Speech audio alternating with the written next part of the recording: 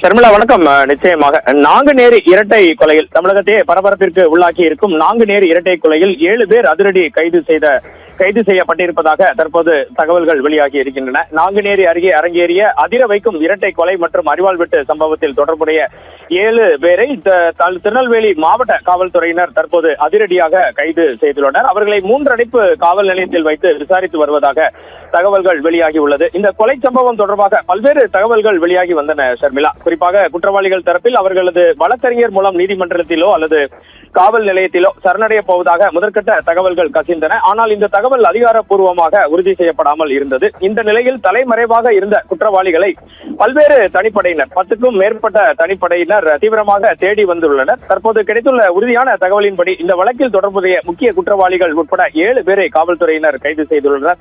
அவர்களிடம் தற்போது மிக மிக தீவிரமான விசாரணை உட்படுத்தப்பட்டு வருகிறது. கைது செய்யப்பட்ட 7 பேரும் யார், அவர்கள் எந்த பகுதியில் வைத்து பிடிபட்டார்கள், பதுங்கி இருந்த இடம் எது என்பது குறித்த ரகசிய தகவல்களை போலீசார் இன்னும் முழுமையாக வெளியிடவில்லை. இருப்பினும் அவர்கள் பிடிபட்டது உறுதி செய்யப்பட்டுள்ளதால் விரைவில் அவர்களது பெயர் மற்றும் அடையாள விவரங்களை மாவட்ட காவல்துறை வெளியிடும் என எதிர்பார்க்கப்படுகிறது. தமிழகத்தின் சட்டம் ஒழுங்கு கூடுதல் ADGP காவல்துறை கூடுதல் தலைமை இயக்குனர் மற்றும் திருநெல்வேலி மாவட்ட காவல் துறையினர், தென்மண்டல IG விஜயேந்திர பிதாரி, சரக காவல்துறை துணைத் தலைவர் சரவணன், கூடுதல் ADGP தயாள் ஆகிய அனைவருமே திருநெல்வேலியில் முகாமிட்டு இந்த வழக்கை மிகவும் உன்னிப்பாக கவனித்து வந்தது குறிப்பிடத்தக்கது.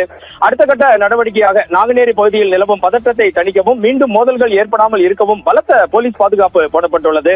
காவல் நிலையத்தில் வைத்து நடைபெறும் இந்த தீவிர விசாரணையில் கொலையின் பின்னணி மற்றும் இதில் மேலும் யாருக்காவது தொடர்பு உள்ளதா என்பது குறித்து போலீசார் துருவி தீவிர விசாரணை மேற்கொண்டு வருகின்றனர். இந்த திட்டமிட்ட கொலை சம்பவத்தில் ஈடுபட்டவர்களை மிக குறுகிய காலத்தில் பிடிபட்டுள்ளது இந்த வழக்கின் அடுத்த கட்ட நகர்வாக பார்க்கப்படுகிறது. இதுவே தற்போது இருக்கும் கள நிலவரம் ஷர்மிளா. தொடர்ந்து தகவல்களையும் விவரங்களையும் திரட்டிக் கொண்டிருக்கிறோம் ஷர்மிளா. விரிவான விவரங்களை வழங்கியமைக்கு நன்றி வனராஜ் சங்கர்.